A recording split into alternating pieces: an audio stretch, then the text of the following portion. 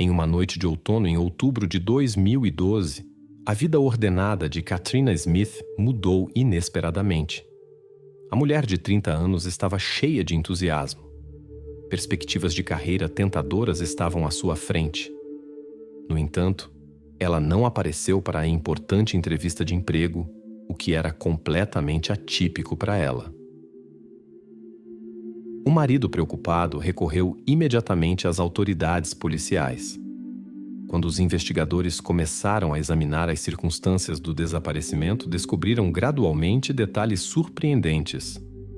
Por trás da fachada aparentemente bem ordenada do cotidiano de Katrina, escondia-se uma realidade completamente diferente, da qual nem mesmo seus confidentes mais próximos suspeitavam. A cada dia de investigação, os investigadores descobriam novas peculiaridades na história da mulher desaparecida. A vida aparentemente perfeita de Katrina revelou-se cheia de eventos enigmáticos e reviravoltas inesperadas, das quais nem mesmo sua família sabia. Agora os investigadores precisavam decifrar essa série de circunstâncias misteriosas para entender o que realmente aconteceu naquela noite de outono. Na tranquila cidade de Machesney Park, estado de Illinois, Katrina Smith se estabeleceu após a separação de seus pais com sua mãe, sua irmã mais nova Miranda e seu irmão Chad, em um confortável subúrbio. Apesar da diferença de idade de 8 anos, Katrina e Miranda eram inseparáveis. Desde tenra idade, desenvolveu-se entre as irmãs uma conexão especial que só se fortaleceu com o tempo. Todos conheciam Katrina como a alma da sociedade, irradiando positividade e bondade. Festas eram sua paixão especial. Ela transformava cada entrega de presente em um verdadeiro espetáculo.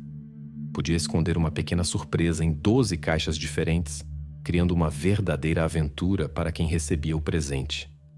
Seu entusiasmo era contagiante. Ela conseguia transformar momentos simples em clima festivo.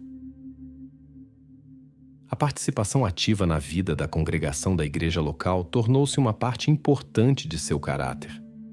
Katrina encontrava alegria sincera em estender a mão não apenas aos próximos, mas também a pessoas completamente estranhas.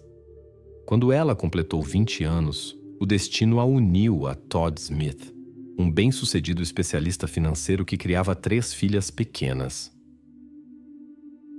Seu primeiro encontro aconteceu em um bar local. Todd já havia alcançado certos patamares na carreira e podia oferecer um futuro estável. Após 3 anos de relacionamento, eles organizaram uma pequena, mas muito calorosa festa de casamento. No casamento, Katrina floresceu. Todd, que administrava seu negócio de casa, podia proporcionar-lhes viagens frequentes. Seu relacionamento era cheio de cuidado mútuo e ternura. 7 anos de sua vida juntos se passaram em harmonia e felicidade.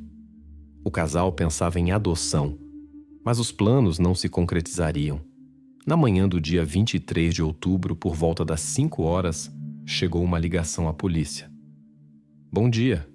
Minha esposa cuida de casas de outras pessoas durante a ausência dos proprietários. Não consigo contatá-la. Qual é o nome da sua esposa? Perguntou o atendente. Katrina, respondeu a voz preocupada. Todd contou aos policiais que, após tentativas sem sucesso de contatar sua esposa, verificou a casa que ela deveria estar supervisionando. Quando não a encontrou lá, recorreu imediatamente à polícia. Todos que conheciam Katrina Smith a descreviam como uma pessoa extremamente responsável. Ela trabalhava constantemente, cuidava da família e das crianças. Pessoas assim não desaparecem sem motivo.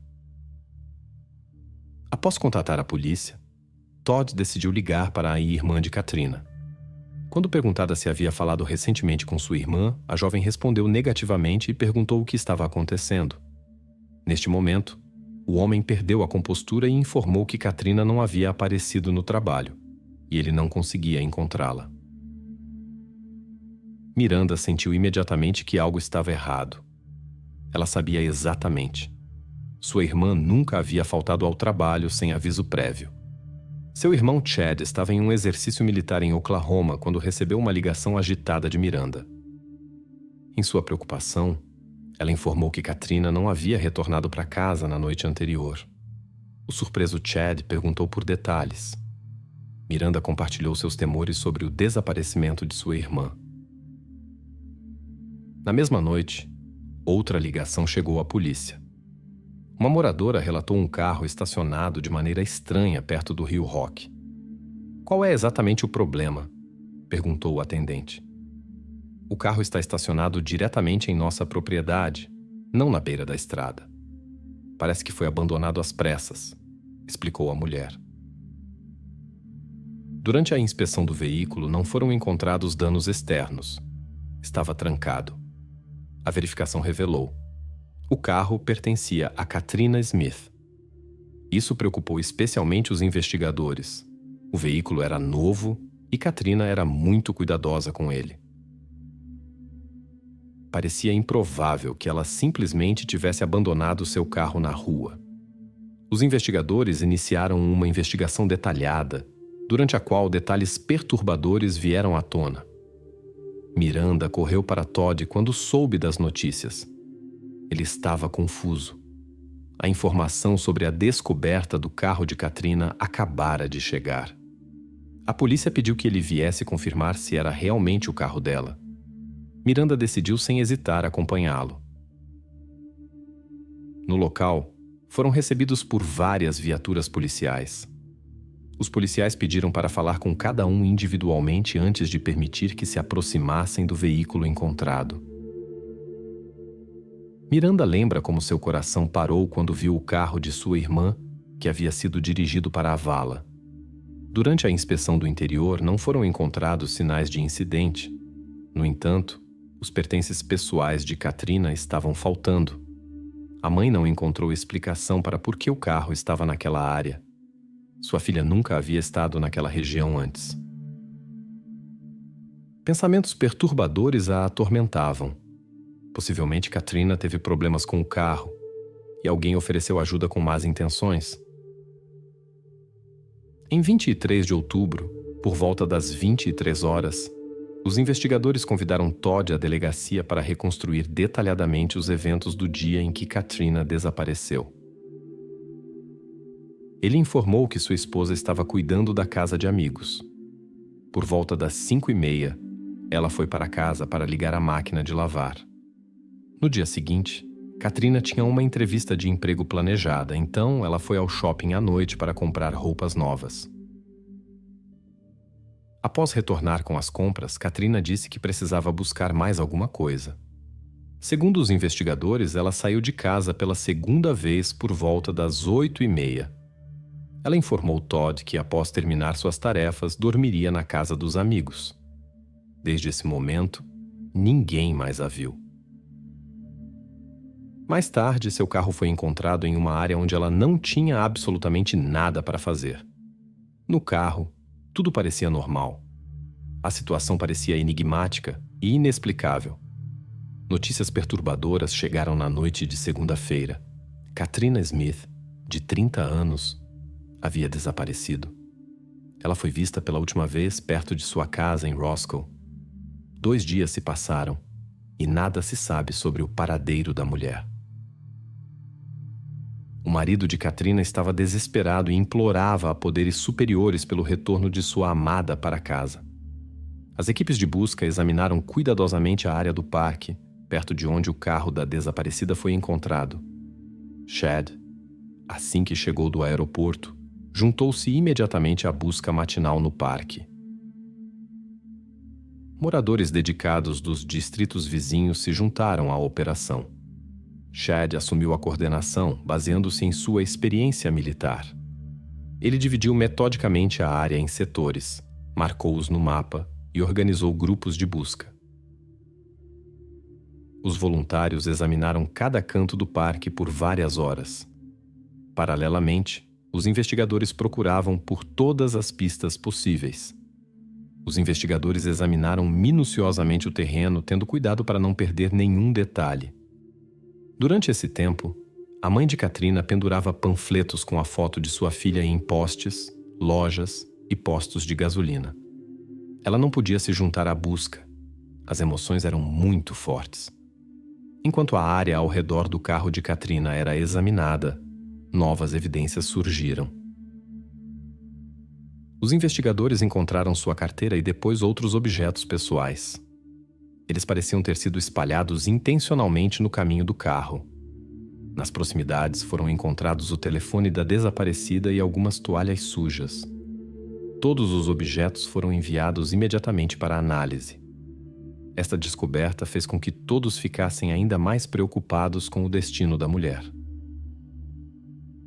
Para os parentes de Katrina, esta foi uma notícia devastadora.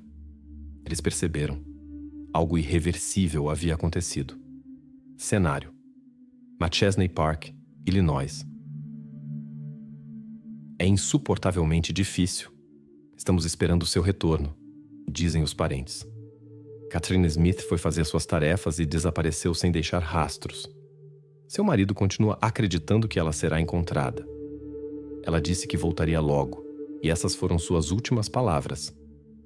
Enquanto os especialistas examinavam as evidências, os investigadores se aprofundaram na investigação da vida de Katrina. Eles verificaram várias versões. Será que ela tinha vícios? Havia um romance secreto? Possivelmente jogos de azar? Em tais situações é importante considerar cada detalhe, das relações familiares às obrigações profissionais, para excluir falsas suposições. Todos os entrevistados caracterizaram Katrina exclusivamente de forma positiva. Ela era conhecida como uma mulher bondosa, amigável e responsável, sem maus hábitos, sem substâncias proibidas, sem festas barulhentas, apenas boas avaliações de todos os conhecidos. O caso do desaparecimento da jovem mulher abalou toda Machesney Park, uma pequena cidade ao norte de Rockford, onde todos se conhecem pessoalmente. A história de Katrina estava na boca de todos. Os investigadores começaram uma pesquisa de porta em porta. Possivelmente algum dos vizinhos havia notado algo incomum. A análise da carteira e do telefone não trouxe resultados. No entanto, uma ligação para a polícia chamou a atenção. No final da noite, quando Katrina desapareceu, uma mulher passou pela ponte onde mais tarde o carro da desaparecida foi encontrado. Na ponte havia um carro azul que, pela descrição, se assemelhava ao carro de Katrina. O porta-malas estava aberto, e ao lado estava ajoelhada uma pessoa. A testemunha não pôde distinguir detalhes, mas suspeitou que fosse um homem. Seria apenas um problema técnico comum? Os investigadores verificaram todos os relatos de panes na ponte naquela noite, mas não encontraram nada. O fato de que o veículo de Katrina foi encontrado mais tarde, exatamente nesta ponte, deu aos investigadores uma pista importante. Eles estavam convencidos de que esses eventos estavam conectados de alguma forma. Surgiu a versão de que Katrina poderia ter acabado no rio. A investigação começou a verificar o círculo social da mulher.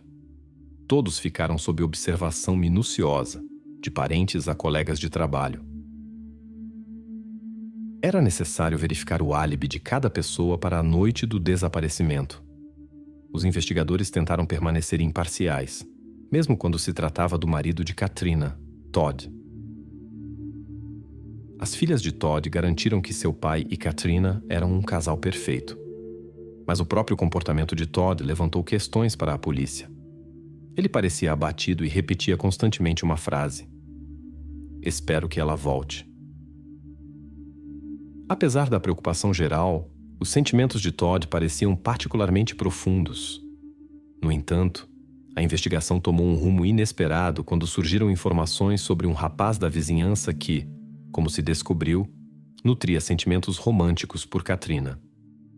No círculo de amigos, Katrina compartilhou suas preocupações sobre um admirador estranho da igreja.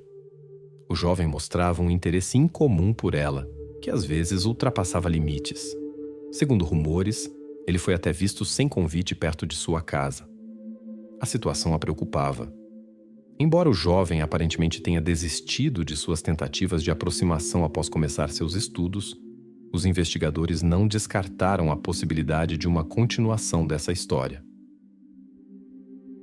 A última ligação de Katrina para seu irmão ficou sem resposta. Mais tarde, Chad descobriu uma mensagem de voz na qual sua irmã, visivelmente agitada, pedia para retornar à ligação. Tal manifestação emocional era atípica dela, o que imediatamente alarmou o irmão. Durante a investigação, novos detalhes vieram à tona. Katrina havia compartilhado com um amigo próximo seus temores de que estava sendo observada. Enquanto os investigadores investigavam a história com o jovem admirador, a análise do telefone de Katrina levou a descobertas inesperadas. O dispositivo móvel provou ser uma verdadeira mina de informações. Mensagens, dados de localização, chamadas e arquivos de mídia se juntaram para formar um quadro completo.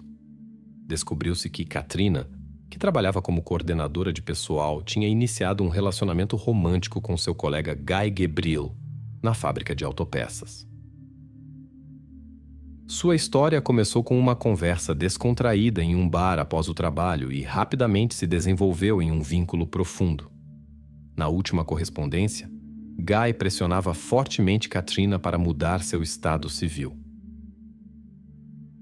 A investigação do passado de Guy levou os investigadores a informações perturbadoras sobre sua complicada história familiar.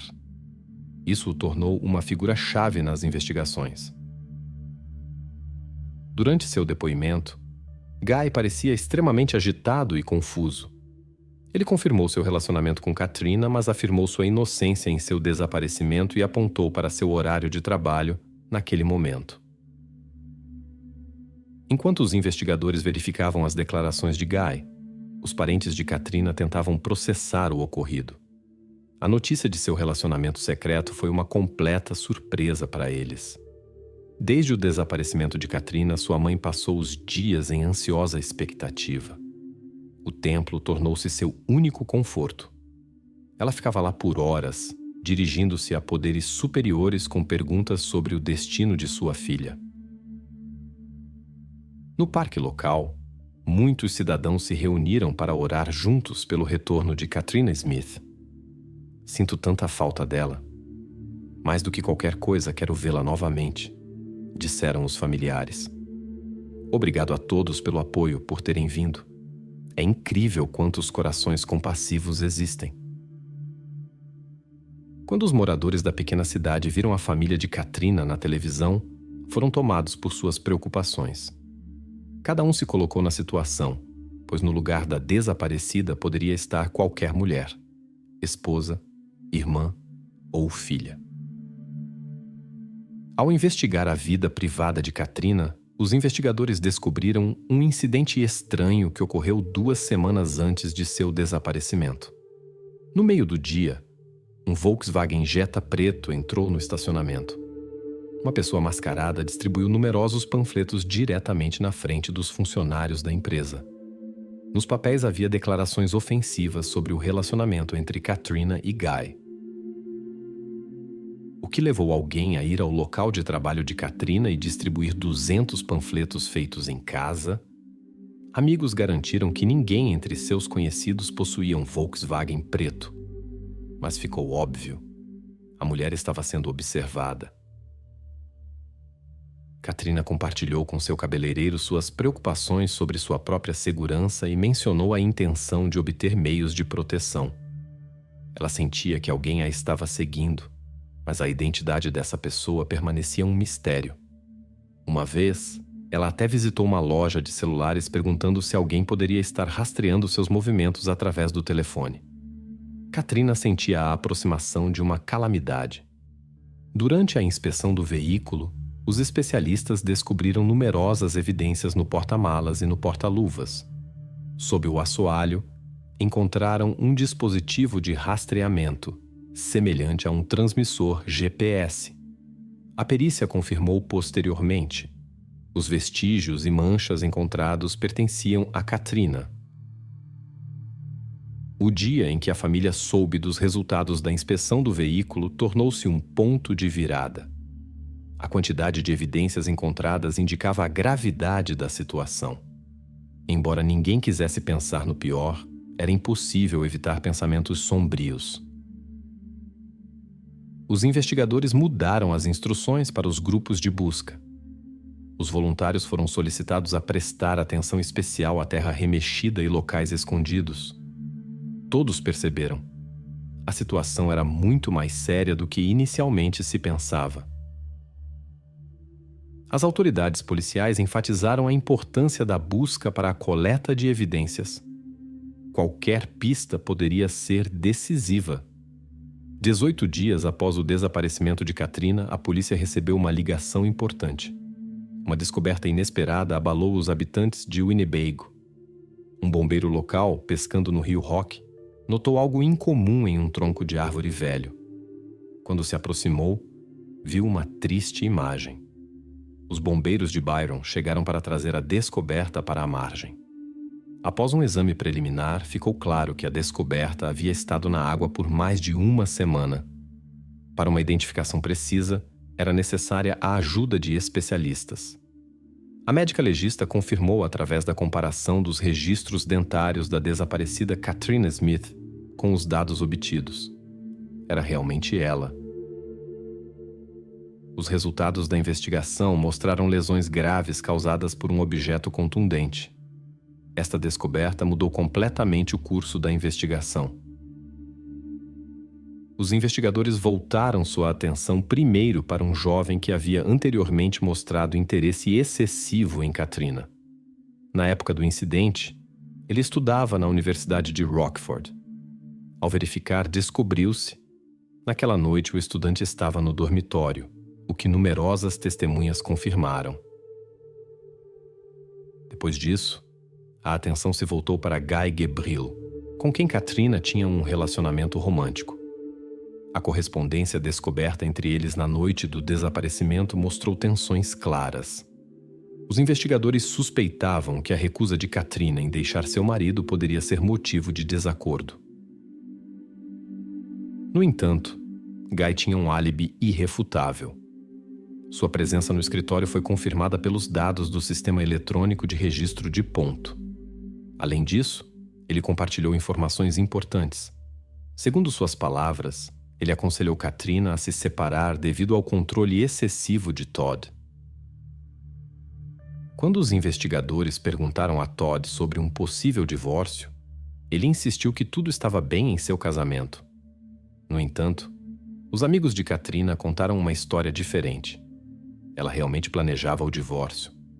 Isso foi confirmado pela informação sobre seu encontro com um advogado de divórcio um dia antes de seu desaparecimento. Como se descobriu mais tarde, Katrina não estava apenas como administradora na casa dos amigos. Ela havia se mudado para lá permanentemente após se separar de Todd. Esta circunstância levou os investigadores a reconsiderar a história dos panfletos e suspeitar do envolvimento do ex-marido.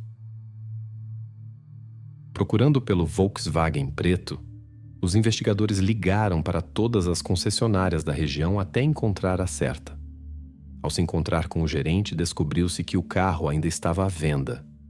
Na concessionária, cada test drive era cuidadosamente documentado. Ao examinar a impressionante pilha de documentos com cópias de carteiras de motorista, o gerente parou subitamente em um nome: Todd Smith. Descobriu-se que ele havia usado exatamente este Volkswagen preto para um test drive na semana em que os misteriosos panfletos apareceram.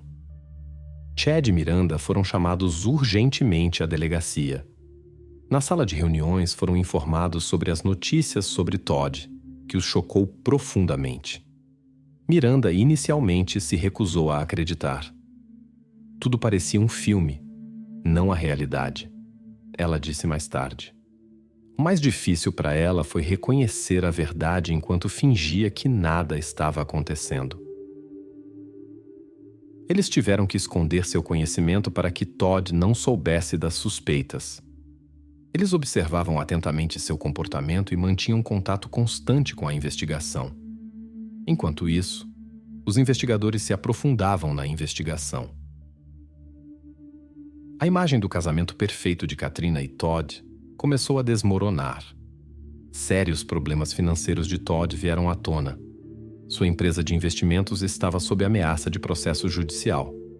Katrina tornou-se a principal fonte de renda da família. O divórcio poderia privar Todd dos recursos necessários. Para avançar na investigação, os investigadores obtiveram um mandado de busca para a casa dos Smiths. Como este era o último local conhecido do paradeiro de Katrina, a casa exigia atenção especial. Durante a investigação, os especialistas descobriram equipamento esportivo em um canto da garagem com vestígios que necessitavam de análise laboratorial.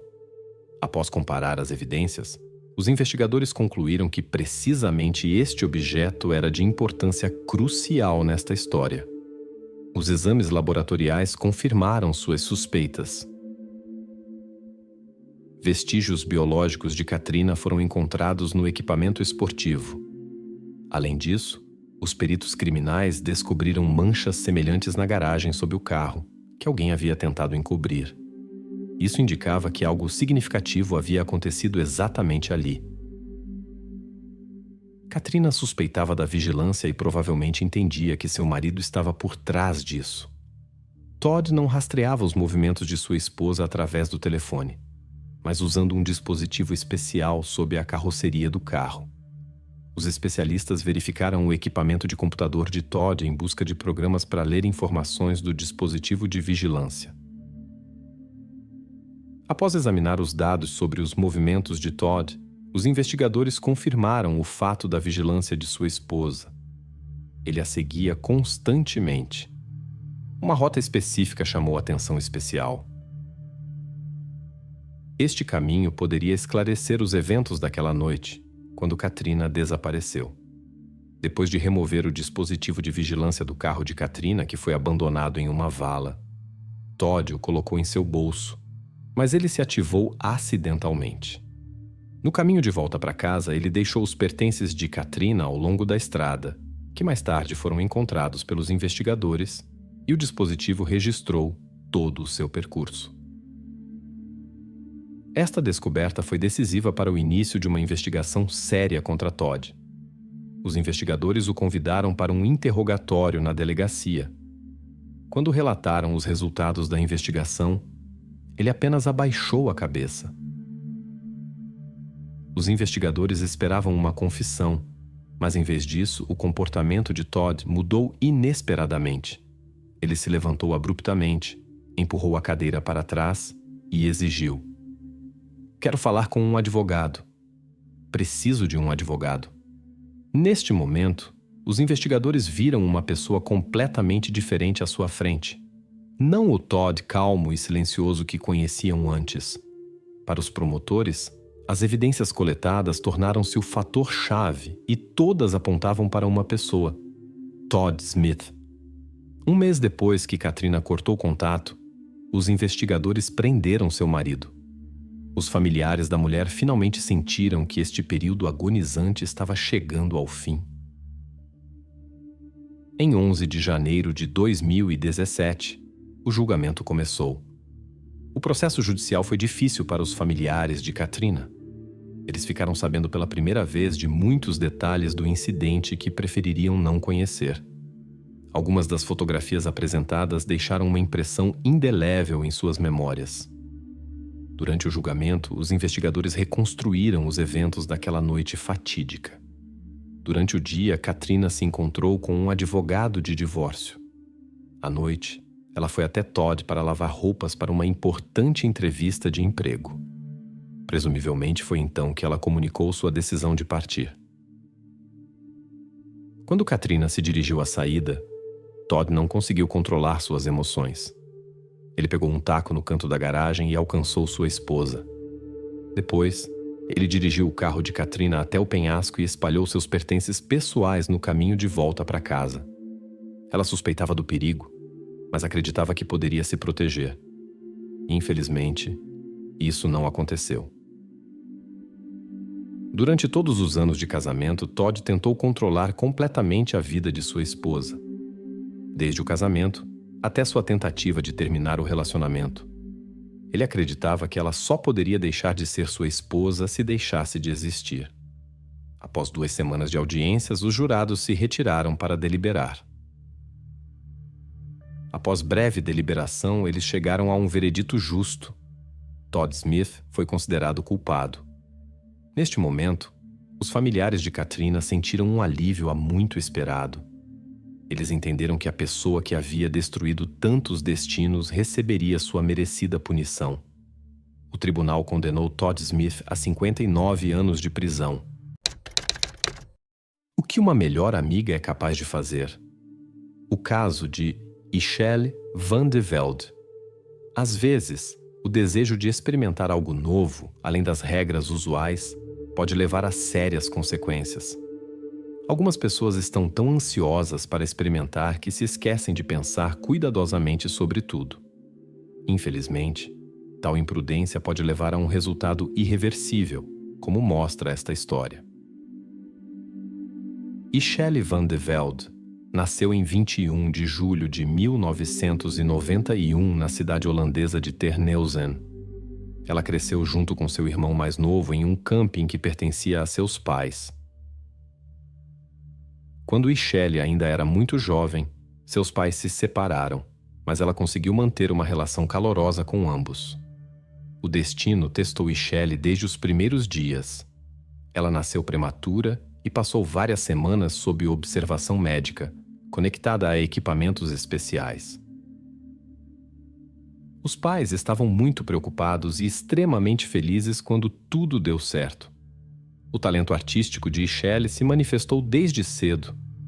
Ela se apaixonou por desenho e, com o tempo, alcançou sucessos impressionantes. Mais tarde, Ishelle decidiu transformar seu hobby criativo em profissão. Com o sonho de se tornar designer, ela se matriculou na escola de moda em Amsterdã. A jovem sempre demonstrou sincera preocupação com seus familiares e amigos. Ishelle não gostava de estar no centro das atenções e parecia um pouco reservada. Ela escolhia seu círculo de conhecidos com muito cuidado. Após sua formação em design e moda, Ishelle se mudou para a pequena cidade de Oostburg, com cerca de 5.000 habitantes, não muito longe de Terneuzen. Esta mudança permitiu que ela ficasse mais perto de sua família. Além disso, a cidade era excelente para estabelecer seu próprio negócio. Aqui, Ishelle abriu uma alfaiataria em uma localização favorável no centro da cidade. Os negócios na alfaiataria iam bem, o que deixava Ishelle muito orgulhosa. Primeiro vieram os clientes normais, depois um grupo de teatro inteiro encomendou figurinos com ela. Ela abordava cada projeto com genuíno entusiasmo e encontrava alegria em seu ofício. Nessa época, Ishelle começou a ver sua família com mais frequência. No caminho para a oficina, ela visitava regularmente sua avó e começava o dia com uma xícara de café juntas. Seu negócio estava florescendo e ela colocava toda a sua alma nele. A vida parecia estar se encaixando perfeitamente. Na primavera de 2020, uma nova loja abriu ao lado da oficina de Ishelle. Na casa vizinha, uma recém-chegada da Bélgica abriu sua loja. A proprietária era Sandra, que havia comprado o prédio e o conectado com seu apartamento. Ela estabeleceu ali uma loja esotérica, onde vendia vários itens místicos, cartas de tarô, velas especiais e objetos similares. Sandra era casada com um homem chamado Felix, que criava 9 filhos de relacionamentos anteriores. O conhecimento com Ishelle começou quando esta passou para ver a nova loja. Depois disso, as mulheres começaram a se encontrar frequentemente e se aproximar. Segundo Ishelle, seu relacionamento se desenvolveu em uma amizade próxima. No entanto, seus parentes desconfiavam de Sandra desde o início e encontravam algo perturbador e incomum nela. Ishelle explicava isso pelas características de personalidade e pelo trabalho especial de sua amiga. Mas os temores da família se provaram justificados. No final de 2020, surgiu um sério conflito entre as duas empresárias.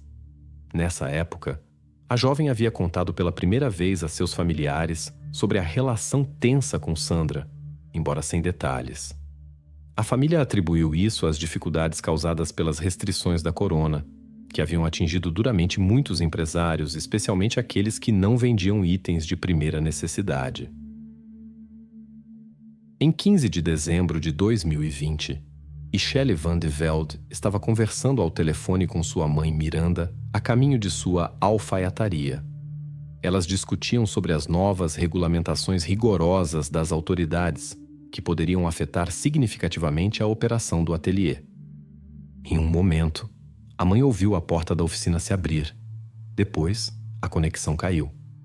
Miranda pensou que ou havia problemas com o sinal ou sua filha tinha encontrado alguém e decidido encerrar a conversa. Para não atrapalhar o trabalho de sua filha, ela não ligou de volta.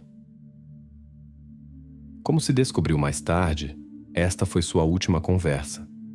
Ao longo do dia, os familiares tentaram contatar Shelley, mas sem sucesso. Em vez das conversas habituais, ela começou a responder apenas com mensagens de texto. No início, isso parecia apenas estranho para a comunicativa Shelley, que preferia ligações a escrever.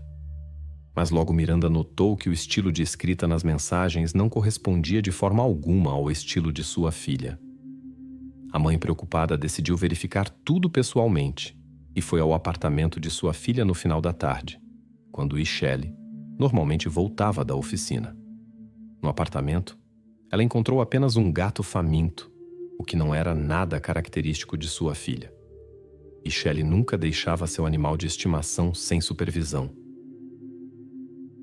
Ela sempre corria do trabalho para casa para cuidar de seu amado pet. Não foi possível contatar Shelley. No apartamento estavam todas as suas coisas e documentos, mas nenhum telefone. Do apartamento de sua filha, a mãe ligou para seu filho e contou sobre as mensagens estranhas e a ausência incomum de sua irmã.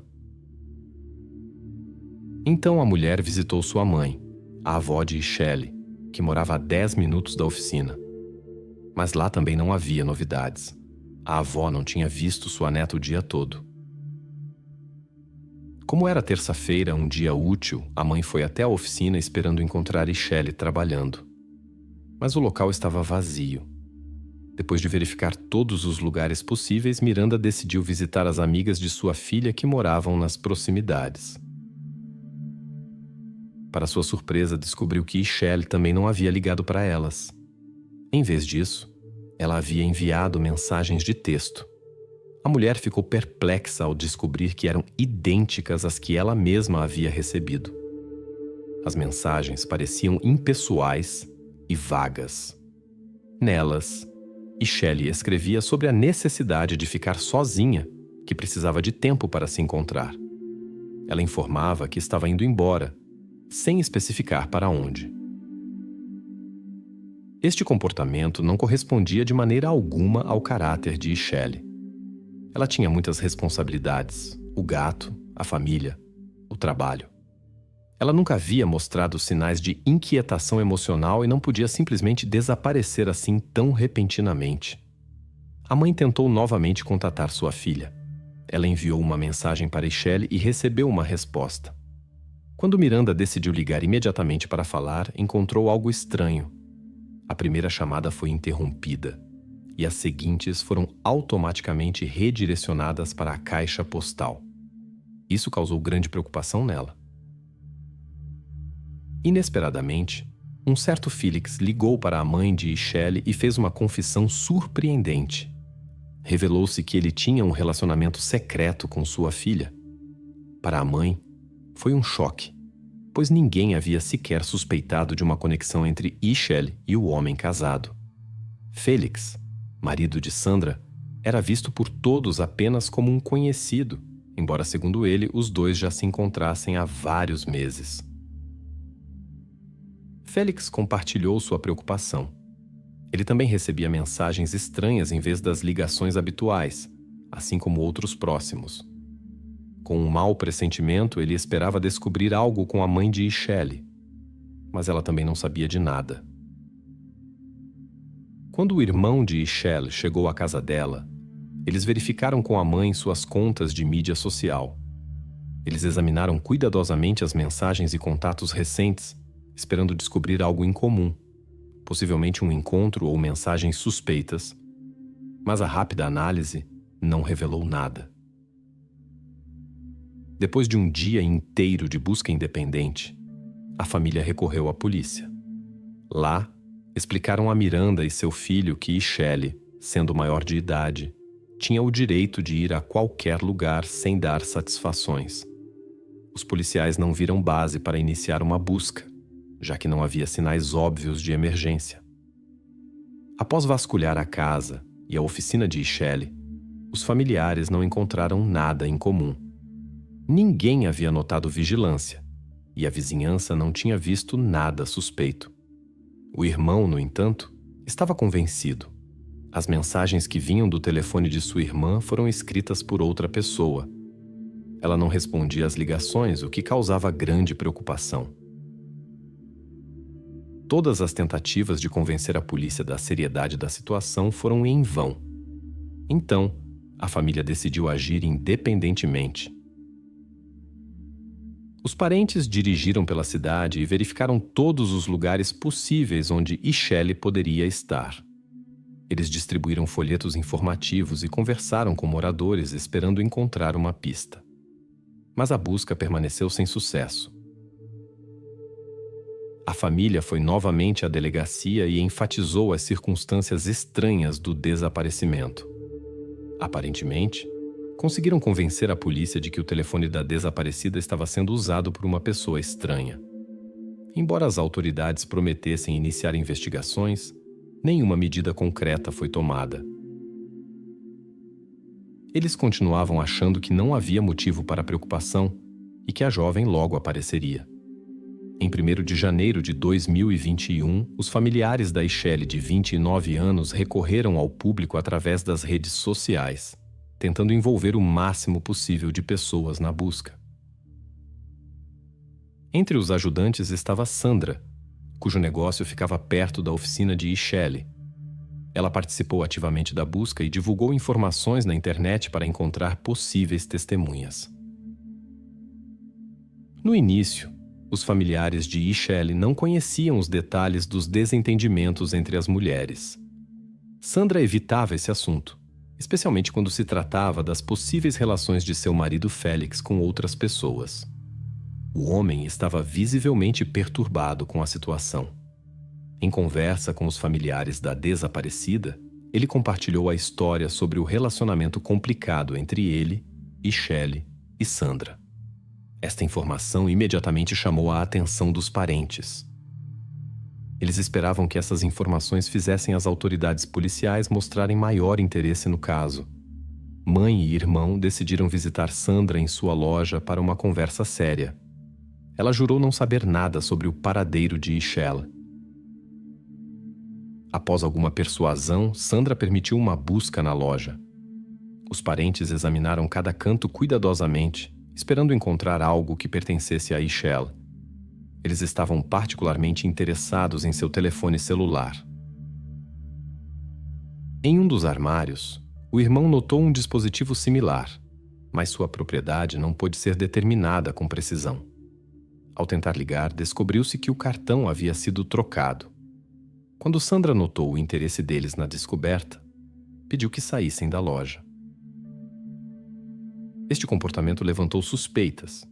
A proprietária da loja obviamente estava escondendo algo. Os parentes correram para a polícia com isso, e desta vez os investigadores prestaram especial atenção à informação.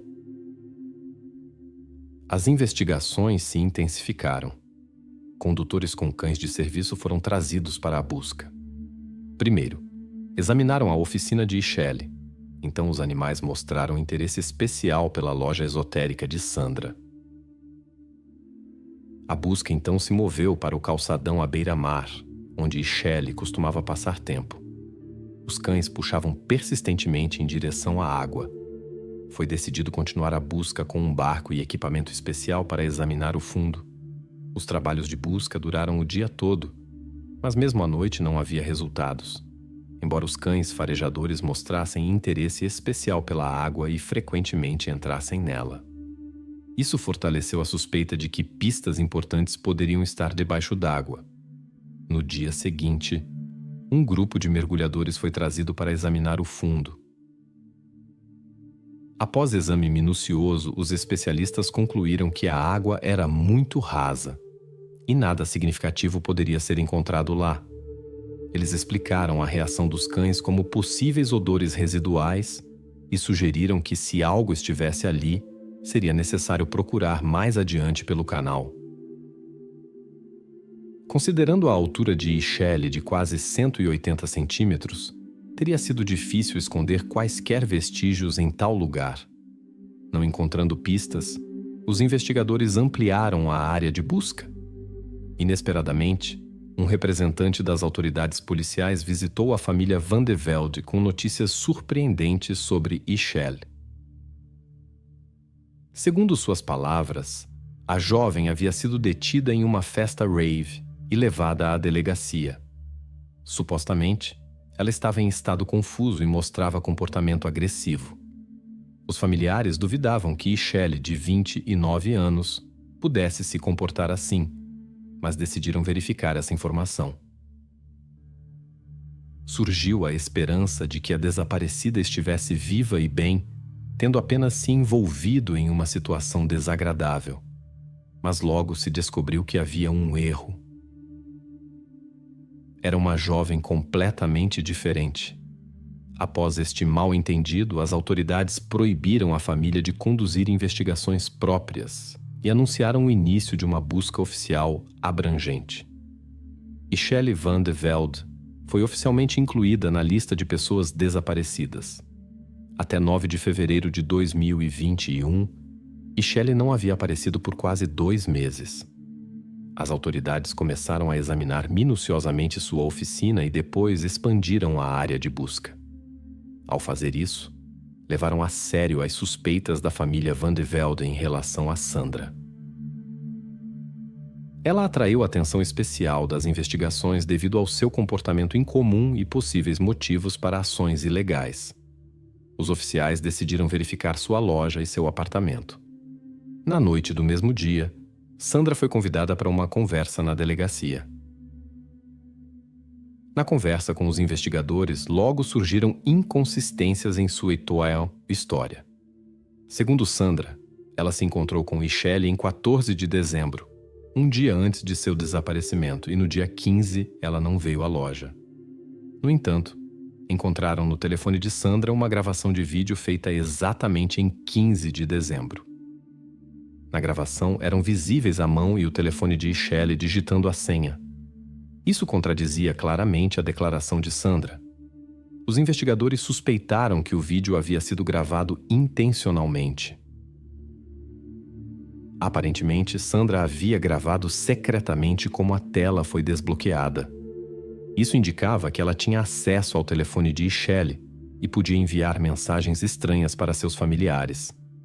Devido à mentira descoberta, a polícia prendeu a suspeita. Durante a busca minuciosa na loja de Sandra, os especialistas descobriram uma mancha suspeita no tapete.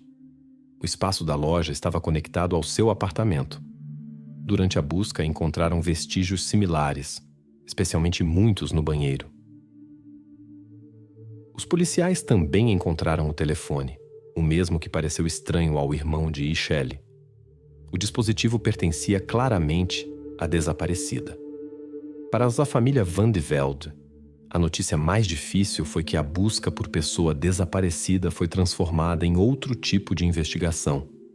Durante a investigação da casa e da loja de Sandra, os especialistas encontraram muitos vestígios que indicavam a presença da desaparecida. Os resultados da investigação levaram os investigadores a suspeitar que Ishelle não seria encontrada viva. Paralelamente, as conversas com a suspeita continuaram. Os investigadores tentaram esclarecer as circunstâncias do desaparecimento da vizinha.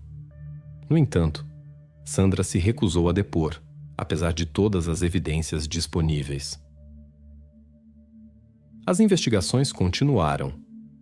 Os investigadores examinaram novamente a loja, realizaram buscas e conversaram com os moradores. Gradualmente, evidências contra a principal suspeita foram se acumulando, embora a maioria delas fosse indireta. Tudo indicava seu envolvimento no desaparecimento de Ishel. Quando a pressão das evidências ficou muito grande, Sandra tentou culpar seu marido Felix. As autoridades conversaram com ele. O homem pôde provar rapidamente sua inocência, mas compartilhou observações importantes sobre o comportamento de sua esposa. Segundo seu depoimento, seu filho mais velho ajudou a mãe algumas semanas antes da prisão de Sandra com uma carga incomumente pesada, que estava embrulhada em várias camadas de sacos de lixo. Ele se lembrou do cheiro desagradável deste pacote. Os investigadores precisavam encontrar evidências importantes. Em sua opinião, o conteúdo deste pacote poderia estar relacionado ao desaparecimento. As autoridades intensificaram a operação de busca.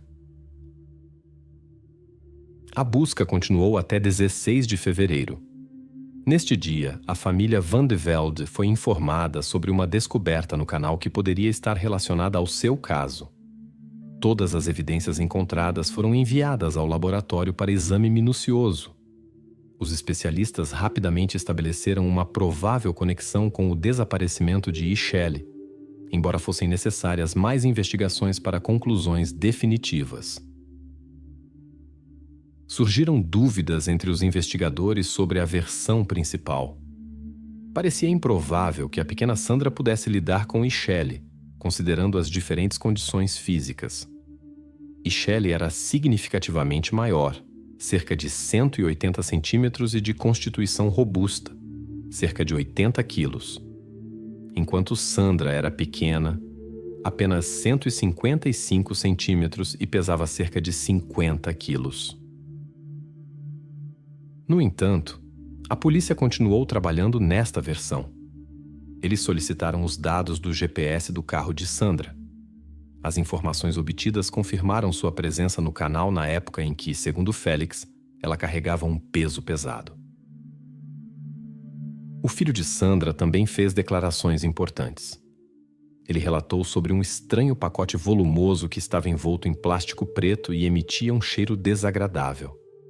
Estas informações reforçaram as suspeitas dos investigadores. Evidências importantes foram encontradas no canal entre duas cidades, em uma câmara de comporta perto da fronteira belga. Os investigadores precisavam continuar a busca para obter um quadro completo do incidente. As circunstâncias exatas do ocorrido permaneceram inicialmente incertas. A operação de busca continuou com o uso de cães farejadores. Os especialistas suspeitavam que poderiam haver evidências importantes no canal. Os animais mostravam atividade especial neste local e constantemente se dirigiam para a água. Graças ao olfato aguçado dos cães, a busca trouxe resultados. Em poucos dias, todas as evidências necessárias relacionadas ao caso Ishel Van de Velde puderam ser encontradas. A família agora aguardava os resultados da investigação para poder realizar a cerimônia de despedida. Para os familiares, estes eventos foram uma provação severa. O irmão de Ishel sofreu um grave choque emocional e passou 9 meses em uma clínica de reabilitação. Tudo aconteceu durante a quarentena e na expectativa do processo, o que tornou a situação ainda mais difícil. As investigações revelaram que Ishel permaneceu na loja de Sandra por algum tempo após o incidente. Mais tarde, Sandra decidiu eliminar os vestígios em seu apartamento quando ninguém estava lá.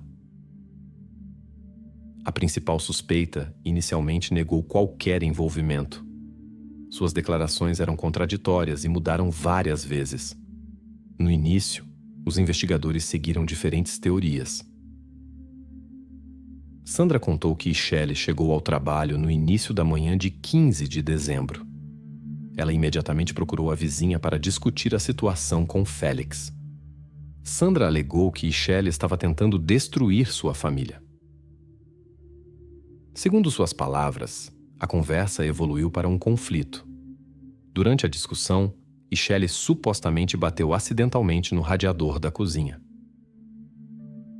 Sandra insistiu que entrou em pânico e decidiu esconder o ocorrido.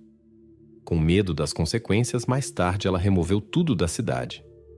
No entanto, os investigadores duvidaram da credibilidade desta versão. Os investigadores concluíram que o ocorrido foi cuidadosamente planejado e que sentimentos românticos foram a causa. Em particular, Sandra havia obtido antecipadamente o código do telefone de sua conhecida para usá-lo posteriormente para enviar mensagens. Ela até havia gravado um vídeo deste momento, que mais tarde se tornou uma evidência importante. Posteriormente, vizinhos relataram ter ouvido sons estranhos e choro feminino vindos da loja de Sandra. Agora ficou claro que eles possivelmente foram testemunhas dos últimos minutos de Shelley. A preparação para o julgamento levou um tempo considerável, e as audiências foram adiadas para novembro de 2022.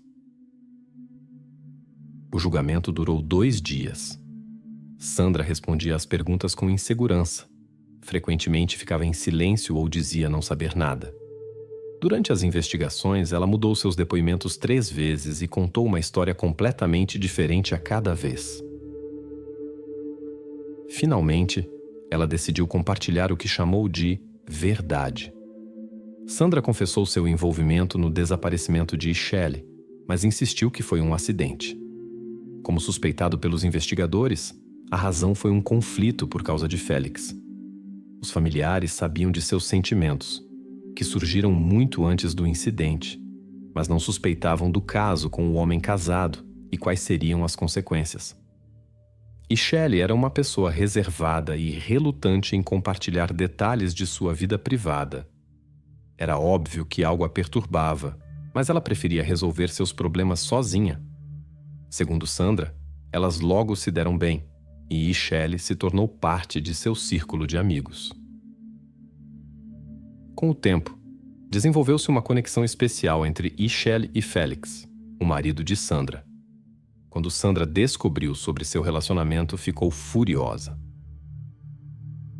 Ela insistiu que esse relacionamento precisava acabar.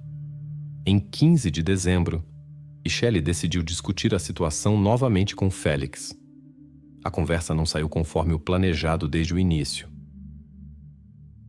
Segundo Sandra, houve uma pequena altercação. Shelley a empurrou, fazendo Sandra cair. Em um acesso de raiva, ela se levantou e empurrou Shelley, que, segundo sua versão, caiu infelizmente perto do radiador. Enquanto o início da história soava credível, a última parte sobre o acidente levantou dúvidas entre os investigadores.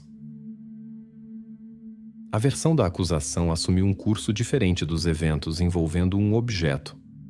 Além disso, esta era a 4ª versão dos eventos de Sandra, o que prejudicou sua credibilidade. A defesa tentou enfatizar que Sandra era fisicamente mais fraca que Shelley e não poderia ter prevalecido em um confronto. No entanto, a falta de evidências importantes dificultou a verificação dessas alegações. No julgamento, uma testemunha importante que havia visitado a oficina de Shelley em 15 de dezembro prestou depoimento. Para surpresa da cliente, Sandra apareceu no lugar da funcionária principal. Ela entregou o item encomendado à cliente. Neste momento, a mulher ouviu sons estranhos vindos da direção do provador. Isso chamou sua atenção. Sandra se desculpou, saiu brevemente, e quando voltou, não havia mais sons estranhos. Ainda mais incomum, no entanto, foi que Sandra de repente começou a compartilhar pensamentos estranhos com a cliente desconhecida. Ela começou repentinamente a falar sobre estar pensando em prisão, pois temia suas ações em relação a outras pessoas. Esta declaração soou tão inadequada que a visitante simplesmente a ignorou e saiu da loja. Mais tarde, uma gravação em vídeo da mão de Shelley se tornou uma evidência importante para a investigação. Descobriu-se que Sandra havia gravado este vídeo secretamente para obter acesso ao telefone. Os investigadores concluíram que o incidente foi planejado com antecedência. Havia razões para acreditar que Shelley foi mantida contra sua vontade por algum tempo. Os vestígios encontrados indicavam que seus movimentos foram restringidos, possivelmente usando uma cadeira. O estado das evidências não permitiu uma reconstrução completa de todos os detalhes do incidente. Os especialistas descobriram sinais de que técnicas de estrangulamento foram usadas em Shelley. Na opinião dos investigadores, Sandra executou seu plano assim, embora Shelley ainda mostrasse sinais de vida após a lesão na cabeça. Sandra, uma mulher de meia idade, foi considerada culpada do incidente em primeiro grau. Ela foi condenada a 18 anos de prisão. Adicionalmente, ela deve pagar 200 mil euros como compensação à família de Shelley. No entanto, a acusada imediatamente expressou sua insatisfação com a sentença judicial e anunciou que apelaria ao Supremo Tribunal. Esta notícia perturbou muito os familiares de Shelley, já que eles podem ter que encontrar a acusada novamente no tribunal. O irmão de Shelley decidiu agradecer de uma maneira especial as pessoas que ajudaram na busca por sua irmã. Ele adotou um cão farejador e planeja treiná-lo para operações de busca. Histórias que nos chocam frequentemente escondem circunstâncias ainda mais perturbadoras. E este caso revela os lados sombrios da natureza humana, dos quais muitos prefeririam não saber nada. No centro da narrativa estão eventos que nos fazem pensar sobre do que os humanos são capazes quando ultrapassam limites. Em agosto de 1999, Pamela Mastropietro nasceu na capital da Itália. Desde os primeiros dias de escola, Pamela se destacou por uma característica incomum. Ela era muito aberta e confiante com os outros. Isso dificultava o relacionamento com seus colegas. A situação foi complicada por problemas familiares emergentes, o que a afetou fortemente. Gradualmente, seu comportamento foi se tornando cada vez mais incomum. Apesar de sua inteligência natural, seu desempenho começou a cair. Seu estado emocional era instável, o que dificultava ainda mais os contatos com os colegas. A chegada à cidade adulta trouxe novos desafios para Pamela. Sua autoestima foi severamente abalada. Os médicos diagnosticaram nela um transtorno de personalidade borderline. Em busca de autoaceitação, ela se envolveu com companhias problemáticas onde conheceu substâncias proibidas. Sob sua influência, ela se sentia mais livre e esquecia seus medos. Os pais queriam ajudar sua filha, mas precisavam dedicar muito tempo ao trabalho. A situação piorou, mas por um tempo a família ainda conseguiu lidar com esse problema. O encontro com um romeno de 20 anos trouxe tudo de volta ao ponto de partida.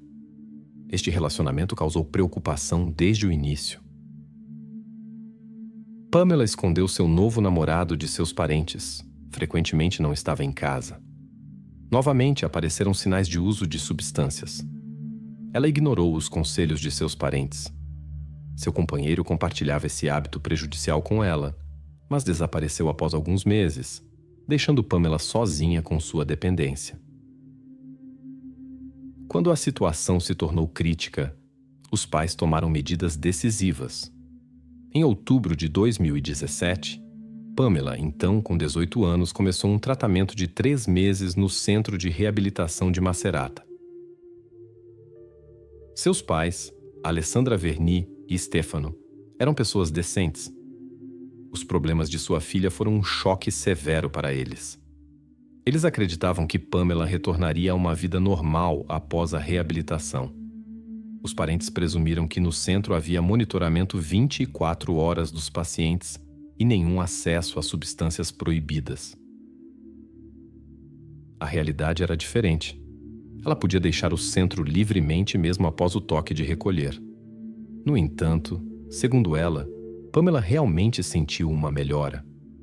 A interação com pessoas que tinham problemas semelhantes a ajudou a encontrar compreensão e apoio. As fotos de Pamela Mastropietro, de 18 anos, que apareceram na mídia em 31 de janeiro de 2018, chamaram a atenção do público para o desaparecimento inesperado da jovem. Neste momento, Pamela estava na fase final de um programa de reabilitação. Ela havia desenvolvido um bom relacionamento com a equipe do centro e outros pacientes. Eles foram os primeiros a serem interrogados pelos investigadores após os pais preocupados terem entrado em contato. As conversas com eles ajudaram a criar uma imagem complexa de sua vida. Descobriu-se que sua dependência havia aumentado recentemente. Apesar de todos os esforços, o programa não parecia estar produzindo os resultados desejados. Os pais procuraram várias emissoras de televisão pedindo ajuda na busca. Eles imploraram a ajuda de todas as pessoas compassivas e prometeram uma recompensa por qualquer informação útil. A preocupação pública cresceu, especialmente porque os investigadores não conseguiram determinar o paradeiro de Pamela 2 dias após o relatório. A situação mudou quando um transeunte contatou a polícia, tendo descoberto 2 malas suspeitas a alguns quilômetros de Macerata, onde a jovem morava. As malas encontradas em uma vala na área industrial levantaram suspeitas devido a um odor incomum. Os investigadores que chegaram descobriram algo que os fez iniciar as investigações imediatamente. A análise confirmou: uma das malas pertencia a Pamela e na segunda estava ela mesma. Os pais ouviram as notícias no rádio, mas não conseguiam acreditar na realidade do acontecido até que os investigadores vieram até eles à noite. A mãe, especialmente, teve dificuldade em aceitar a notícia. Ela sempre acreditou que sua filha poderia superar seus problemas. Ela sonhava com um futuro brilhante para Pamela. Agora essas esperanças não se realizarão. As investigações revelaram que a jovem passou os últimos dias no centro de reabilitação, onde se preparava para completar outra fase do programa. Os investigadores foram para lá imediatamente. Segundo conhecidos, ela havia marcado um encontro com alguém no centro e planejava partir. Os investigadores começaram a analisar as gravações de vigilância. Descobriu-se que ela realmente deixou as instalações do centro à noite. Pamela saiu com uma mala, possivelmente com a intenção de não retornar. Ninguém tentou impedi-la. A jovem se dirigiu à estação de trem mais próxima. As câmeras registraram ela entrando no carro de um taxista local. Durante a investigação, a polícia conseguiu encontrar o primeiro motorista, um homem de 45 anos da cidade vizinha. Ele contou que havia levado Pamela à estação, onde ela perdeu o trem para Roma. Segundo ele, ela planejava esperar pelo próximo trem. No entanto, os eventos tomaram um rumo inesperado. Em vez de esperar na estação, Pamela procurou outro taxista. Este motorista, com quem os investigadores falaram mais tarde, ofereceu-lhe hospedagem. Pela manhã, a viagem para Roma novamente não aconteceu. Ela pediu para ser levada ao parque de Macerata. No parque, ela se encontrou com um jovem nigeriano chamado Desmond. Em conversa com a polícia, ele confirmou que Pamela o havia pago com o colar de prata de sua mãe. A próxima vez que ela foi vista foi na farmácia próxima. Nas imagens das câmeras, ela é vista entrando com uma mala e comprando uma seringa. O farmacêutico notou um detalhe importante: um homem a seguia. Este homem revelou ser Innocent Seagal, um nigeriano de 30 anos que vivia ilegalmente no país desde 2014. Recentemente, ele havia deixado o programa de auxílio a refugiados e, segundo a polícia, estava envolvido na distribuição de substâncias proibidas. Após o encontro na farmácia, o rastro de Pamela se perde. Os investigadores suspeitavam que ela tinha ido visitar Innocent. Os investigadores rapidamente localizaram o apartamento de Innocent. Ficava a algumas ruas da farmácia. Quando os carabinieri chegaram lá, o morador não estava em casa. Durante a subsequente investigação das instalações com equipamento especial, foram encontrados vestígios de um incidente e roupas semelhantes às de Pamela. Segundo as autoridades, ambos estavam sob a influência de substâncias quando o jovem teve um episódio de comportamento descontrolado. O exame médico revelou tentativas de ocultar evidências com produtos químicos domésticos. O estado dos vestígios dificultou a determinação das circunstâncias exatas do ocorrido. Innocent cometeu um erro grave. Suas ações com as malas foram gravadas pelas câmeras de vigilância do prédio vizinho. Descobriu-se que ele não agiu sozinho. Um taxista conhecido o levou ao local. Isso levou à expansão do círculo de pessoas envolvidas. Logo, mais 2 pessoas foram presas: Desmond Lucky e Lakia Welin. Ambos estavam no veículo do qual Innocent Sigel carregou as malas, mas insistiram que não tinham nada a ver com o conteúdo da bagagem. O próprio Innocent foi encontrado e preso relativamente rápido, após algumas horas. Desde sua prisão, ele negou ações intencionais contra Pamela. Segundo sua versão, a jovem foi vítima de uma overdose de substâncias proibidas e ele decidiu, por medo de problemas legais e deportação, ocultar o incidente. Para isso, escolheu o método com as malas, que considerou o mais discreto. As autoridades policiais duvidaram da veracidade desta versão. Em Macerata, surgiu uma onda de indignação pública. O incidente com Pamela Mastropietro desencadeou uma explosão de insatisfação dos moradores contra estrangeiros. Este clima provocou, como se presume, um incidente que ocorreu na cidade 5 dias depois.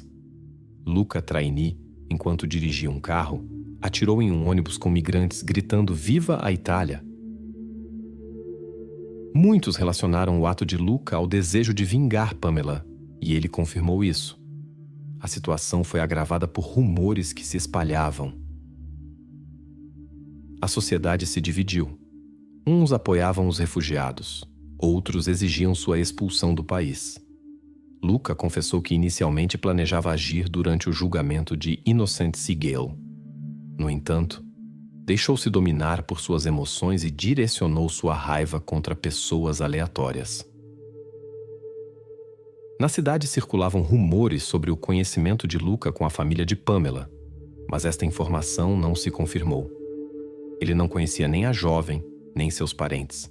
Simplesmente reagiu muito emocionalmente às notícias. As ações de Luca provocaram muitas discussões e foram usadas para fins políticos. Vários políticos italianos de centro-direita mencionaram repetidamente esses eventos e promoveram ideias para combater a migração ilegal.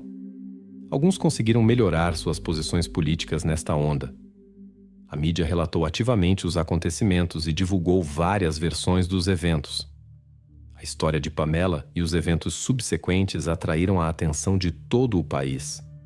Na primavera de 2018, Roma se despediu de Pamela. A cerimônia reuniu muitos cidadãos afetados, incluindo toda a comunidade nigeriana e o prefeito em exercício da cidade. Todos os presentes expressaram sua profunda simpatia pelo ocorrido. Por suas ações ilegais, Luca Traini teve que responder em um processo acelerado no tribunal. Após 1 ano e meio, em 3 de outubro de 2018, o júri anunciou seu veredicto. O homem foi considerado culpado de crimes de ódio e posse ilegal de armas de fogo e condenado a 12 anos de prisão. Innocent Sigel acompanhou atentamente o processo. Após o incidente no ônibus com migrantes, o culpado se dirigiu à família de Pamela e expressou seu pesar pelo ocorrido. Ele negou qualquer envolvimento na distribuição de substâncias proibidas e alegou ser vítima de preconceitos sobre atividades criminosas de migrantes. No entanto, os fatos contradiziam isso.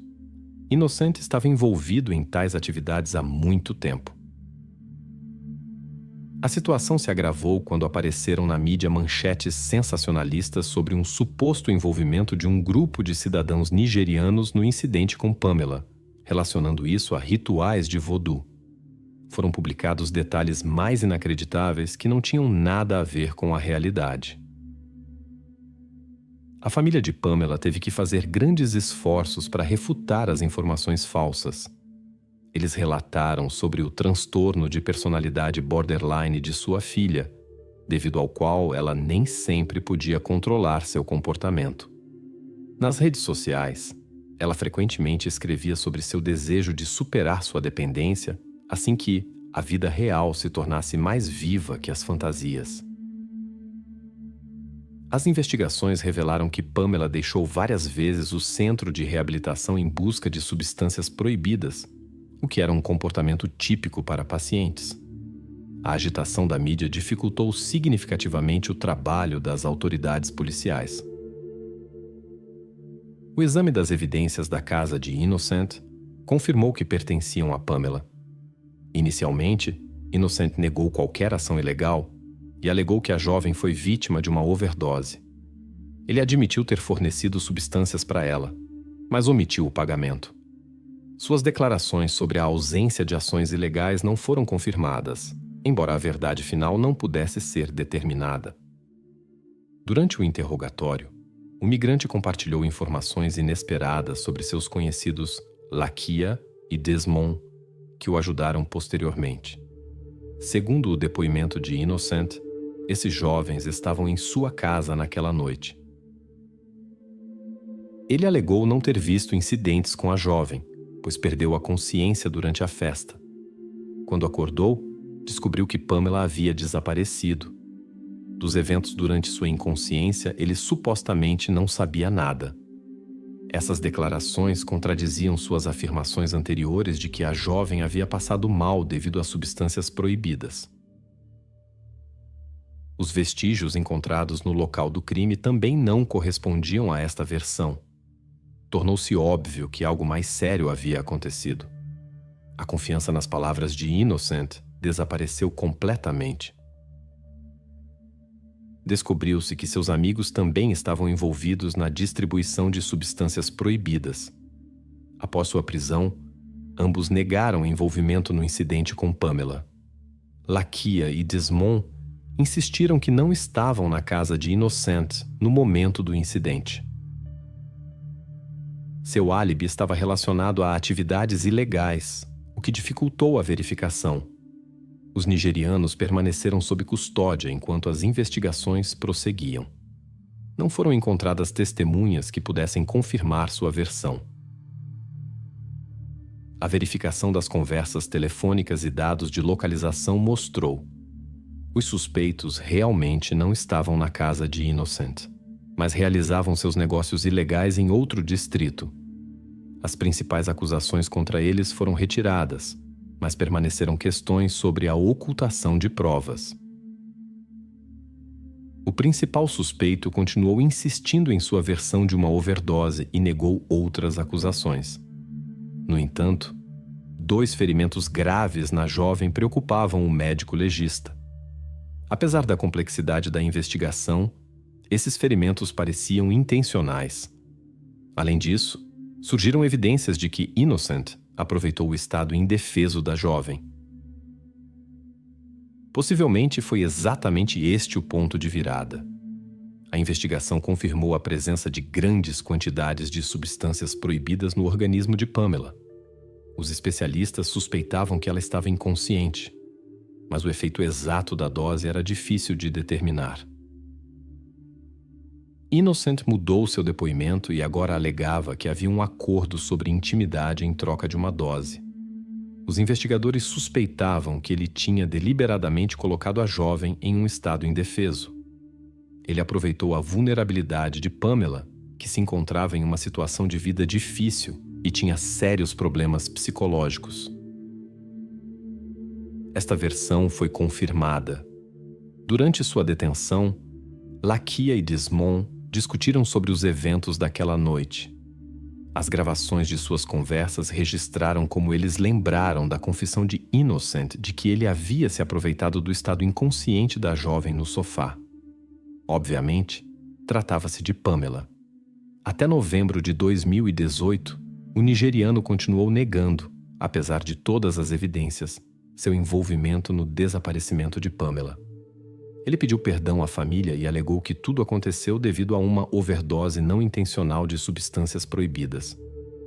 Os pais da jovem sentiram essas palavras como uma zombaria. Innocent apenas admitiu que após o incidente havia limpado o apartamento com produtos de limpeza. Sua versão dos eventos mudou até fevereiro de 2019, quando o julgamento começou. Neste momento, os especialistas haviam concluído todos os exames necessários e descoberto novos detalhes perturbadores do incidente. A figura-chave no caso tornou-se uma nova testemunha: o companheiro de cela de Innocent. Durante seu tempo juntos, eles se aproximaram e o acusado compartilhou com ele detalhes daquele encontro com Pamela. Segundo suas palavras, eles se conheceram no Parque de Macerata, um local conhecido por comércio ilegal. Innocent supostamente a convidou para usar substâncias em seu sótão. No caminho, pararam em uma farmácia para comprar uma seringa descartável. Depois que Pamela perdeu a consciência, ele decidiu aproveitar seu estado indefeso, o que considerou como pagamento pela dose. No entanto, a jovem recuperou a consciência e começou a resistir, ameaçando denunciá-lo à polícia.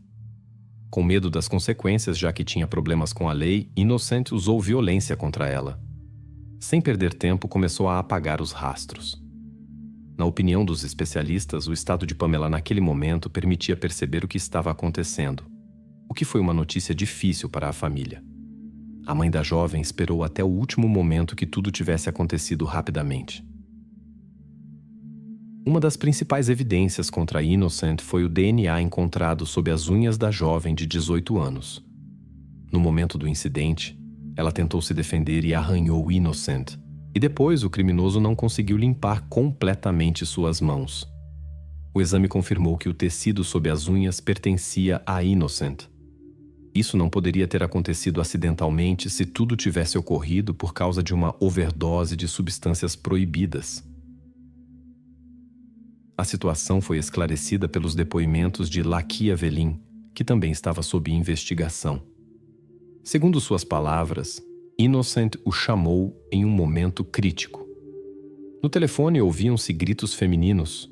O interlocutor pediu ajuda com um certo assunto, mas foi recusado.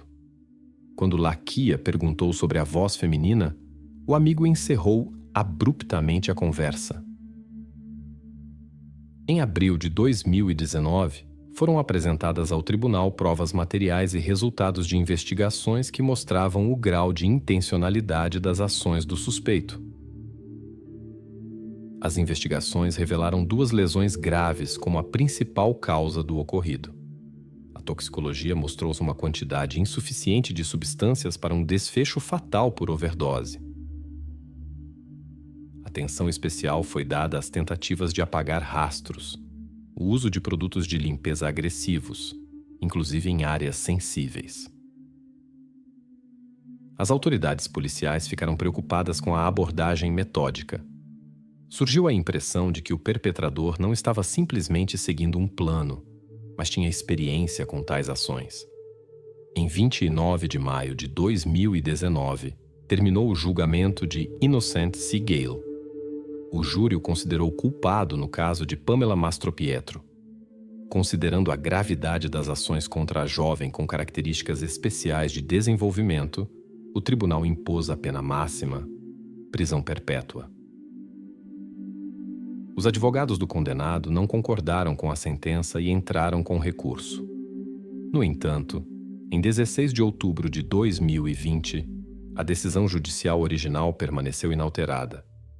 Mais difícil foi o caso com os outros envolvidos, Desmond Luck e Laquia Velin. A acusação insistiu em seu envolvimento. Na opinião dos promotores, os amigos não poderiam ter ignorado a estranheza da situação quando seu conhecido Innocent decidiu repentinamente se livrar de 2 malas com cheiro suspeito, deixando-as em uma vala. Muitos compartilharam essa posição e suspeitaram que eles, pelo menos, ajudaram a encobrir os rastros. Mas não foram encontradas provas diretas, por isso não foram considerados cúmplices. O juiz de Macerata retirou as principais acusações contra eles, mas os jovens não foram libertados.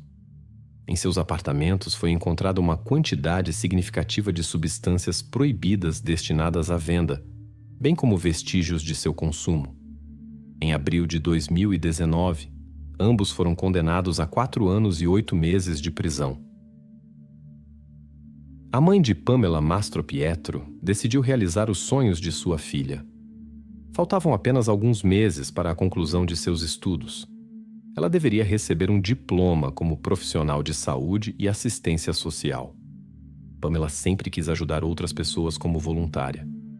Em 9 de setembro de 2020, sua mãe recebeu este diploma em memória de sua filha.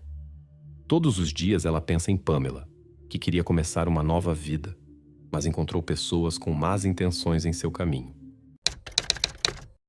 Jovem de 17 anos encontrada no porta-malas de um carro antigo. A história chocante de Marine Farley. No estado de Iowa, em setembro de 1971, ocorreu o misterioso desaparecimento da jovem Pam. Alguns dias depois, uma descoberta perturbadora foi feita na floresta. Traços de um incidente foram encontrados em um carro antigo. Os investigadores tinham vários suspeitos. Entre eles estava um desconhecido amigável que havia oferecido ajuda a Pam. Seu antigo conhecido que foi internado em uma clínica psiquiátrica logo após o incidente. E o ex-companheiro de cela de seu marido, com quem foi encontrada uma foto da jovem mulher. Cedar Rapids era conhecida como a cidade das 5 estações e era considerada um dos lugares mais pacíficos do meio oeste. Por isso, a notícia do incidente na floresta abalou os moradores. Desde os primeiros dias da investigação, ficou claro que seria difícil encontrar o culpado. No entanto, até mesmo uma pequena pista poderia ser decisiva na busca pela verdade. Por volta das 18h40, uma ligação chegou à delegacia local. A mulher que ligou relatou uma descoberta incomum feita por jovens caçadores de esquilos. Os jovens notaram algo incomum entre as árvores enquanto caminhavam pela trilha da floresta. Quando se aproximaram, viram uma figura imóvel no porta-malas de um carro danificado. A condição da cena do crime indicava que tudo não havia acontecido hoje. Abalados pelo que viram, os jovens correram para casa para buscar adultos. Pouco depois, o oficial Roland Ickey recebeu uma mensagem de rádio sobre a descoberta perturbadora na floresta. O policial patrulheiro e seu parceiro receberam uma mensagem da central solicitando que verificassem a River Road, onde 2 transeuntes haviam feito uma descoberta perturbadora perto de um carro antigo.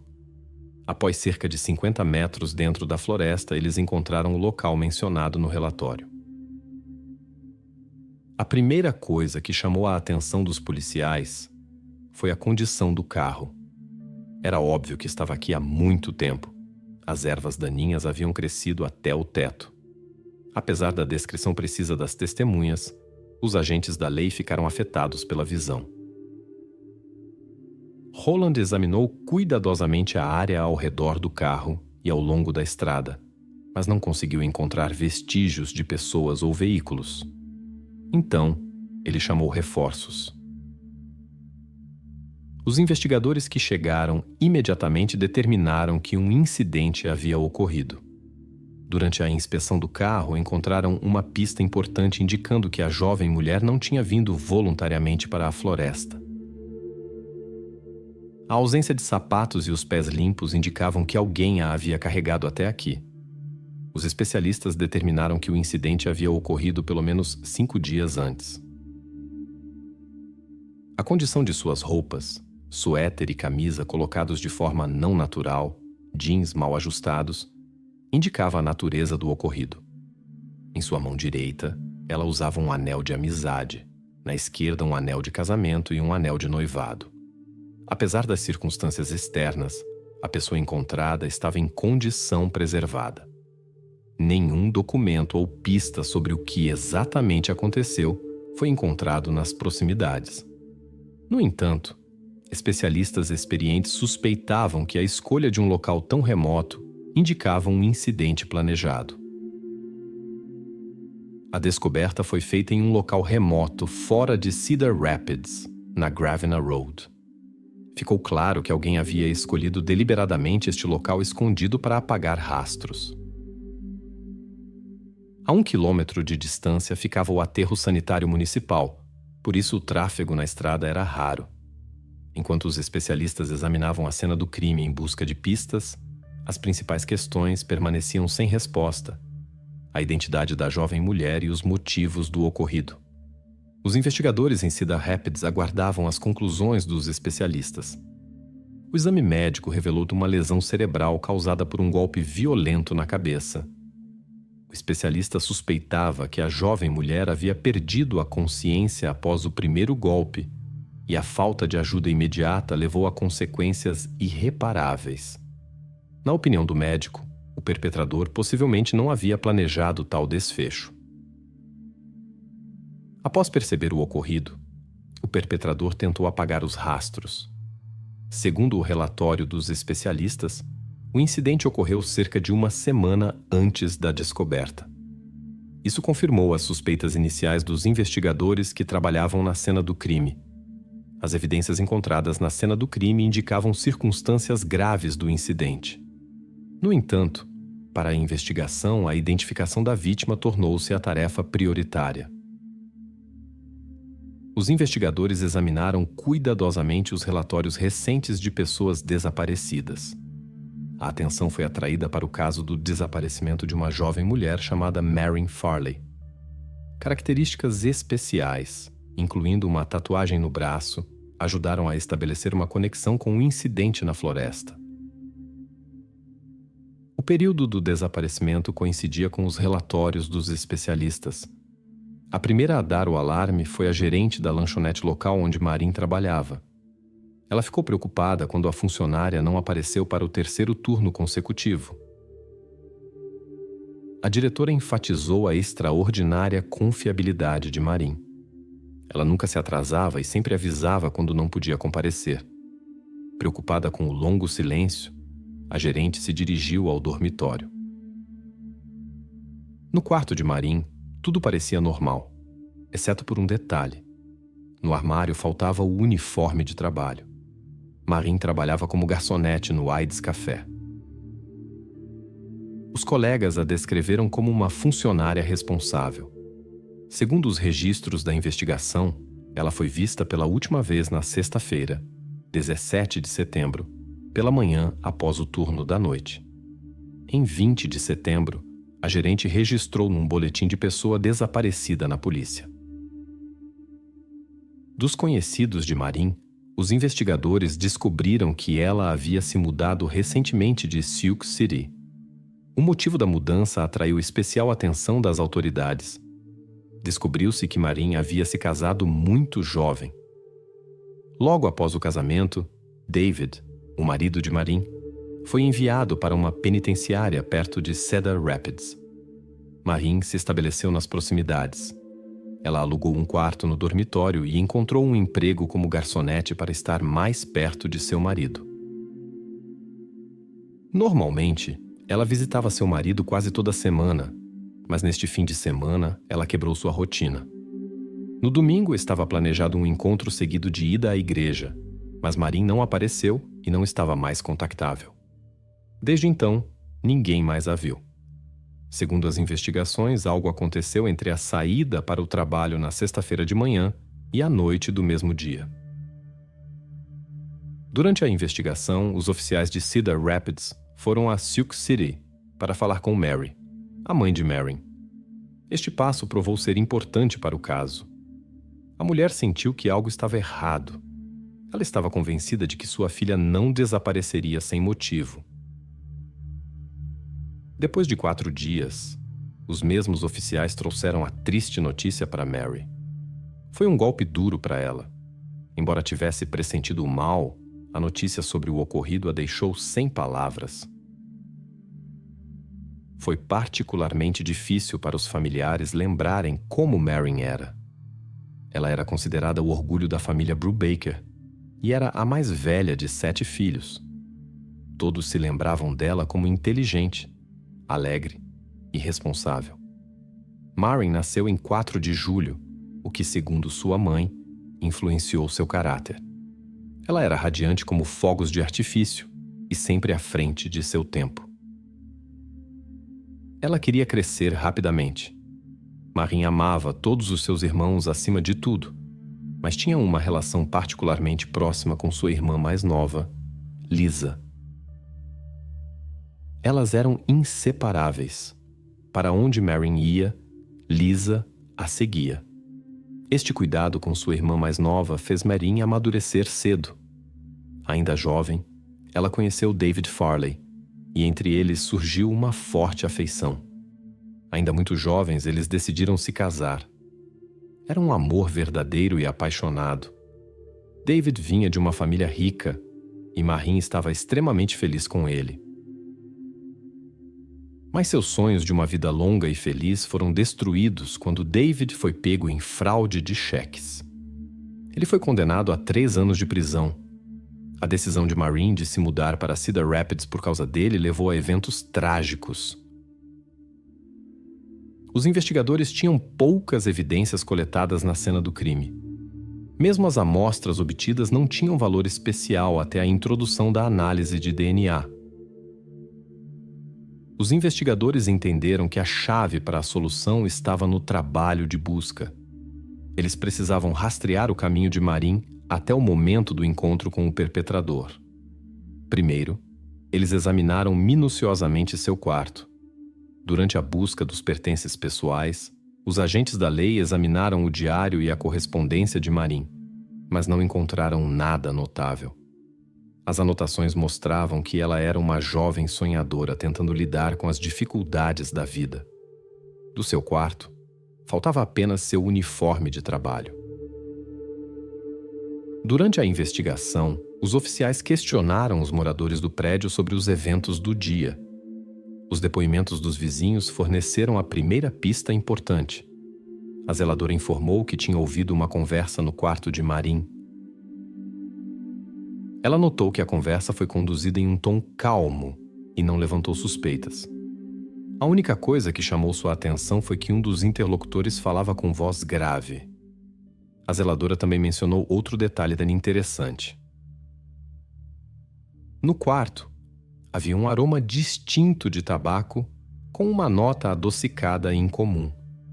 Embora ela não tenha visto o visitante pessoalmente, lembrava-se exatamente da hora, depois do meio-dia em 17 de setembro. Exatamente neste dia, o contato com Marin foi interrompido. Os investigadores tentaram encontrar testemunhas que pudessem tê-la visto após a conversa com um visitante desconhecido, mas a busca foi infrutífera. Ninguém mais tinha visto ou falado com a jovem mulher. Os parentes de Marin estavam perplexos. Eles não conseguiam imaginar quem poderia ser o misterioso fumante ou quem poderia querer fazer mal a ela. Segundo eles, Marin era universalmente querida, não tinha inimigos e nunca se queixava de conflitos. Ela se dava bem facilmente com as pessoas. Os parentes não tinham ideia de quem poderia estar por trás de seu desaparecimento. A investigação ganhou um novo impulso através de informações de uma colega de trabalho de Marin. Ela revelou que sua amiga havia falado sobre planos para a noite de sexta-feira. Ela planejava se encontrar com um velho conhecido de Sioux City, que havia prometido levá-la a algum lugar, sem mencionar detalhes. Este conhecido era Bobby Moore, que imediatamente atraiu a atenção dos investigadores. Durante a verificação, descobriu-se seu passado problemático com várias prisões. As autoridades policiais decidiram investigar esta pista mais detalhadamente. O marido de Marin, David, pediu que ela se mantivesse longe de Moore. Ele conhecia vários casos em que Bob havia mostrado agressão contra mulheres. Ele alertou sua esposa para ser cautelosa com este homem. Durante a investigação, novos detalhes vieram à tona. Uma conhecida de Marin relatou que havia encontrado Bobby Moore em Cedar Rapids, logo após seu desaparecimento. Ele explicou sua presença com o desejo de ajudar na busca por sua amiga. Quando os investigadores quiseram falar com Moore, encontraram uma circunstância perturbadora. No dia da descoberta de Marin, ele havia se internado voluntariamente em uma clínica psiquiátrica em Sioux City. Os investigadores suspeitavam que isso poderia estar relacionado a remorsos. Os investigadores suspeitavam que foi exatamente isso que o levou a procurar ajuda médica. Eles o suspeitavam de envolvimento no incidente. No entanto, se Moore havia esperado que a internação hospitalar o protegeria das investigações, ele havia se enganado. Quando soube do incidente com Marin, ele negou categoricamente qualquer envolvimento. Segundo suas palavras, ele a considerava como uma irmã e não tinha nada a ver com seu desaparecimento. Ele alegou estar em Sioux City na época. Moore foi oferecido a se submeter a um teste de detector de mentiras. Para surpresa da polícia, os resultados do teste foram a seu favor. Os investigadores não conseguiram encontrar evidências conclusivas de seu envolvimento no incidente. No entanto, ele não pôde ser completamente removido da lista de suspeitos. E logo outra pessoa atraiu a atenção dos investigadores. Durante a investigação, os detetives continuaram coletando informações sobre todos que tiveram contato com Marin em Cedar Rapids nas últimas 3 semanas. Atenção especial foi atraída para a pessoa de Gary Castles. Este homem não entrou por acaso no radar da polícia. Ele compartilhou uma cela com David Farley. O conhecimento com Marin ocorreu durante suas visitas ao marido. Gary foi libertado pouco antes do desaparecimento de Marin, quando David ainda estava detido. Durante o interrogatório de Cassell, os investigadores examinaram seus pertences pessoais e fizeram uma descoberta perturbadora. Em sua carteira foi encontrada uma foto de Marin Farley. Isso levantou muitas questões para os investigadores. Eles estavam particularmente interessados em saber por que ele guardava sua foto e qual era a relação entre eles. Surgiu a suspeita de que ele havia desenvolvido um interesse especial por ela durante suas visitas à prisão, e esta pista precisava ser investigada.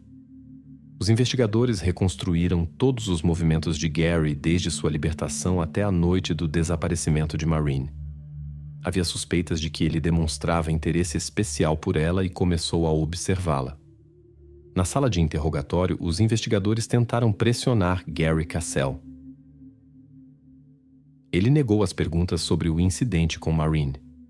Gary afirmou que estava longe de Cedar Rapids em 18 de setembro e que poderia provar isso. Ele realmente conseguiu apresentar provas de sua presença em outro lugar naquele dia. Posteriormente, os oficiais examinaram novamente o quarto de Marin em busca de vestígios da presença de Gary naquela manhã, quando a administradora ouviu uma voz masculina. No entanto, não foi possível estabelecer uma conexão entre Gary e o incidente. Não foi encontrado um único fato que indicasse seu envolvimento. Embora Cassell não pudesse explicar a presença da foto de Marin em sua carteira, essa pista promissora não ajudou a avançar na investigação. Em seguida, os investigadores retornaram à lanchonete onde Marin trabalhava e interrogaram novamente seus colegas e clientes. Desta vez, seus esforços trouxeram resultados. Eles obtiveram informações importantes. Um dos clientes regulares, chamado George, relatou ter visto Marin no dia de seu desaparecimento com um desconhecido que parecia um hippie. Os investigadores perguntaram aos familiares da jovem se conheciam alguém com essa descrição. O marido de Marin, David, imediatamente direcionou a atenção da polícia para George como pessoa suspeita. Quando os oficiais investigaram o passado de George, entenderam as preocupações de David Farley. Descobriu-se que George havia oferecido a Marin a ajuda de seus conhecidos para libertar seu marido. A questão permaneceu. Era um desejo sincero de ajudar ou uma maneira de se aproximar da jovem? Conhecendo suas dificuldades, ele ofereceu-se para consertar seu carro. Os investigadores, no entanto, duvidavam do altruísmo desta oferta, especialmente considerando a significativa diferença de idade entre eles. George explicou aos policiais que durante uma conversa noturna com a jovem garçonete, decidiu oferecer uma mão amiga.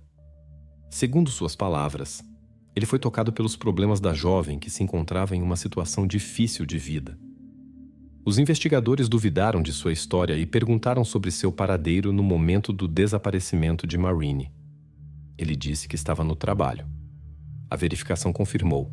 Ele estava realmente no depósito de ônibus Cedar Rapids, das 13 às 21 horas. A análise do cronograma mostrou que o horário de trabalho de George não permitia que ele estivesse envolvido no incidente. Os investigadores precisavam procurar outras pistas. Mas após uma verificação minuciosa de todas as pistas possíveis, eles chegaram a um beco sem saída. Até o ano 72, a investigação havia chegado a um impasse. Os oficiais verificaram todos os possíveis envolvidos, mas cada um tinha um álibi confirmado. Para os familiares de Maureen, a falta de progresso tornou-se um novo teste em uma série de tensões emocionais. A família teve dificuldade em encontrar força para lidar com essas circunstâncias. O acontecido com Maureen atingiu sua mãe particularmente forte. Sozinha com 6 filhos, ela encontrava força todos os dias para levantar e cuidar deles. O evento abalou profundamente toda a família. Provavelmente foram essas experiências que influenciaram o caminho de vida de Lisa, irmã de Maureen, que decidiu trabalhar nas forças policiais. Durante muitos anos, ela usou sua posição para lembrar seus colegas em Cedar Rapids de como o caso não resolvido havia afetado sua família. Nas almas dos familiares permaneceu uma profunda tristeza. Eles procuravam respostas para as perguntas. Quem fez isso? E por que, justamente Maureen? Por mais de 30 anos, o caso Maureen Farley permaneceu nos arquivos do Departamento de Polícia de Cedar Rapids. No ano de 2006, um novo investigador assumiu o caso e descobriu evidências não examinadas. Ele enviou as amostras encontradas para análise moderna no laboratório. Os resultados obtidos abriram novas perspectivas na investigação. Após análises laboratoriais modernas, os especialistas conseguiram criar um perfil genético do suposto criminoso. Os investigadores esperavam que as novas descobertas e métodos avançados de investigação os levariam à solução do mistério do desaparecimento de Maureen. No entanto, a comparação do perfil obtido com o banco de dados não apresentou correspondências. Isso levou a um novo atraso nas investigações de 9 anos inteiros. Em 2015, após uma revisão cuidadosa de todos os documentos, o investigador Matt Denlinger criou uma lista de 75 nomes de pessoas mencionadas na fase inicial da investigação. Ele estava determinado a obter amostras genéticas de cada um deles. Esta tarefa provou ser não tão simples e demorada. O investigador teve que localizar todas as pessoas na lista, coletar suas amostras biológicas e aguardar os pareceres dos especialistas. A verificação de tantas pessoas poderia levar anos. Para acelerar o processo, ele trouxe o tenente aposentado Ken Washburn e o ex-investigador J.D. Smith. A equipe decidiu começar com os primeiros nomes da extensa lista de Denlinger, focando especialmente em 2 pessoas que haviam despertado o interesse dos investigadores nos anos 70.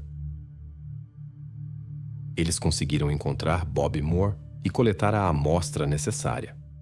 Após a verificação, ele foi excluído como suspeito. Quando a análise de Harry Castle também não apresentou correspondências, a investigação novamente chegou a um beco sem saída. Em 2018, surgiu um novo método de investigação, a genealogia forense. Este método ajudou a resolver vários casos sensacionais na Califórnia. A professora de Cedar Rapids esperava que essa abordagem também ajudaria em sua situação. Os investigadores estavam convencidos do sucesso do novo método. No entanto, depois que as evidências foram enviadas ao laboratório, descobriu-se que o material estava muito danificado para análise. Apesar da decepção, a equipe não desistiu e continuou a busca por outros meios. Ao retomar a investigação, eles se concentraram em uma pessoa que havia levantado questões para sua equipe anterior, George Smith, um cliente frequente da lanchonete local. Ao verificar seu passado, notaram que nunca havia sido coletado material genético dele para comparação. Ao investigar a biografia de George Smith, os investigadores descobriram que ele havia falecido em 2013 aos 94 anos. Em um artigo memorial, amigos falavam calorosamente sobre o querido empresário de Cedar Rapids. Particularmente memorável foi a menção do aroma característico de tabaco doce que sempre acompanhava George.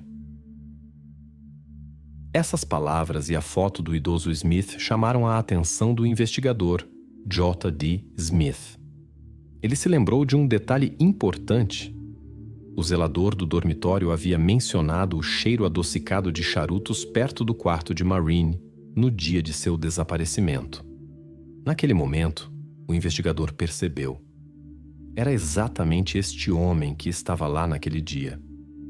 Descobriu-se que George Smith não foi honesto quando falou sobre seu turno no depósito de ônibus naquela sexta-feira. Esta circunstância levou os investigadores a examinar sua pessoa mais detalhadamente. Especialmente seu comportamento excessivamente amigável os deixou desconfiados.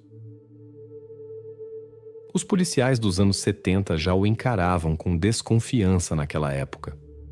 Agora, a equipe precisava examinar minuciosamente todos os aspectos da vida de George Smith em 1971 para entender seu possível envolvimento no incidente. Descobriu-se que Smith havia se separado de sua esposa pouco antes do incidente. Naquela época, ele morava muito perto do dormitório onde Maureen vivia. Isso significava que ele poderia facilmente saber sobre seu paradeiro. Era notável que Smith trabalhava na coleta de lixo. Através deste trabalho, ele conhecia bem o caminho para o aterro onde Maureen foi encontrada posteriormente. Os investigadores planejaram um exame adicional para obter uma amostra de DNA. No entanto, a funerária compartilhou uma notícia desagradável. Não havia mais possibilidade de coletar uma amostra. A investigação novamente estagnou. Então, Denlinger desenvolveu uma abordagem diferente. Ele decidiu obter uma amostra de DNA de um dos filhos de Smith. Matt encontrou sua filha, que concordou em ajudar nas investigações. A amostra foi enviada para análise. Em 24 de setembro de 2021, exatamente 50 anos após aquele dia fatídico, chegaram os resultados dos exames. Eles confirmaram o envolvimento de George Smith no desaparecimento de Maureen. A data dos resultados não pareceu coincidência para os investigadores. Meio século havia se passado. Os investigadores tiveram dificuldade em processar o ocorrido, assim como os familiares de Maureen, quando receberam a notícia pela qual esperaram 50 longos anos. O investigador Matt Denlinger lembra de cada segundo da conversa com a irmã de Maureen. A reação emocional de Lisa ficou gravada para sempre em sua memória. Mas o que mais o surpreendeu foram suas palavras. "Minha mãe está aqui. Conte a ela." Matt ficou atônito. Ele não esperava que a mãe de Maureen ainda estivesse viva. Eram exatamente momentos como esses que o haviam levado, e a seus colegas, à aplicação da lei. Ele teve a honra de informar a senhora idosa que o caso de sua filha finalmente havia sido resolvido, mesmo após tanto tempo. A família de Maureen não encontrou palavras para agradecer aos investigadores que não desistiram e concluíram o caso. Este momento foi especial, um triunfo da justiça, uma vitória da luz sobre a escuridão. Os eventos exatos daquele dia, quando os caminhos de Maureen Farley e George Smith se cruzaram, permaneceram desconhecidos. Mas as evidências coletadas ajudaram os investigadores a reconstruir o possível curso dos eventos. Eles suspeitam que George provavelmente convidou Maureen sob o pretexto de ajuda, possivelmente para aconselhamento jurídico ou conserto do carro. Quando Maureen chegou, George aparentemente tentou ganhar sua atenção. Depois que ela rejeitou suas tentativas de aproximação, a situação tomou um rumo trágico. A situação saiu de controle. Ocorreu um incidente após o qual Maureen ficou em estado indefeso. Smith provavelmente não havia planejado tal resultado, mas suas ações levaram a consequências irreparáveis. Segundo os investigadores, ele permaneceu em sua casa até o anoitecer. Quando escureceu, Smith dirigiu até uma área florestal remota. Os investigadores acreditam que George dirigiu até lá com seu carro. Na floresta, ele foi até um barranco onde havia um carro antigo abandonado. Depois de deixar vestígios de sua presença no porta-malas do carro abandonado, ele desapareceu do local do crime.